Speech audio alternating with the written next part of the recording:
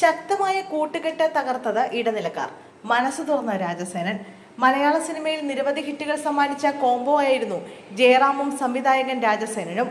മേലെപ്പറമ്പിലാൻ വീട്, CID Unnikrishnan, BA B.Ed, അനിയൻ ബാബ, ചേട്ടൻ ബാബ, കടിഞ്ഞൂൽ കല്യാണം തുടങ്ങി നിരവധി ജനപ്രിയ ചിത്രങ്ങളാണ് ഇവരുടെ കൂട്ടുകെട്ടിൽ പറഞ്ഞത്. എന്നാൽ പിന്നീട് ഇരുവരും തമ്മിൽ അകലുകയായിരുന്നു. ഇപ്പോഴിതാ തങ്ങളുടെ പിണക്കത്തെക്കുറിച്ച് തുറന്നു പറയുകയാണ് രാജസേനൻ.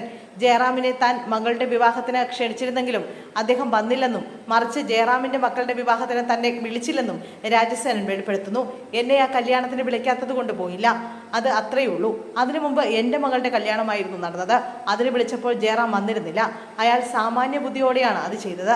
കാരണം എന്നെ ഒരു കല്യാണത്തിന് വിളിച്ച് ഞാൻ പോയില്ലെങ്കിൽ പിന്നീട് ഞാൻ വിളിക്കുന്ന കല്യാണത്തിന് അയാൾ വരുമോ എന്ന് ചിന്തിച്ചാൽ മതി. അത് തന്നെയാണ് ഇവിടെയും നടന്നത്. അതിനെ കുറച്ചുകൂടി എളുപ്പമാക്കിയിട്ട് എന്നെ കല്യാണത്തിന് വിളിച്ചതേയില്ല. സോഷ്യൽ മീഡിയയിൽ ഒരുപാട് ആളുകൾ എന്നോട് ഇതിനെപ്പറ്റി ചോദിക്കാറുണ്ട്. ഇത്ര വിശദീകരിക്കാതെ സിമ്പിളായി മറുപടി നൽകും. ഇനിയും അതിനെപ്പറ്റി ചോദിക്കേണ്ട ആവശ്യമുണ്ടെന്ന് തോന്നുന്നില്ലെന്ന് രാജസേനൻ പറയുന്നു. സ്ക്രിപ്റ്റിൽ ഇടപെടാൻ തുടങ്ങിയപ്പോഴാണ് ജയറാമുമായി അഭിപ്രായ വ്യത്യാസം ആരംഭിച്ചതെന്നും രാജസേനൻ പറഞ്ഞു. ജയറാമിന് കഥയിൽ ഇടപെടാൻ അറിയില്ല. ദിലീപ് കഥയിലും പല കാര്യത്തിലും ഇടപെടാറുണ്ട്. ദിലീപിന് അതറിയാം.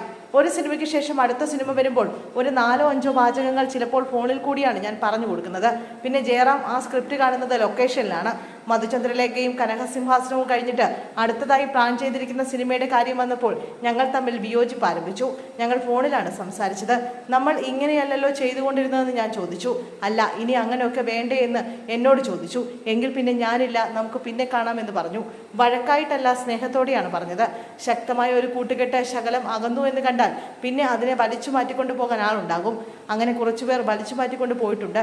അത് പുള്ളി അറിഞ്ഞില്ല, ഞാൻ അറിഞ്ഞുവെന്നും രാജസേനൻ പറഞ്ഞു.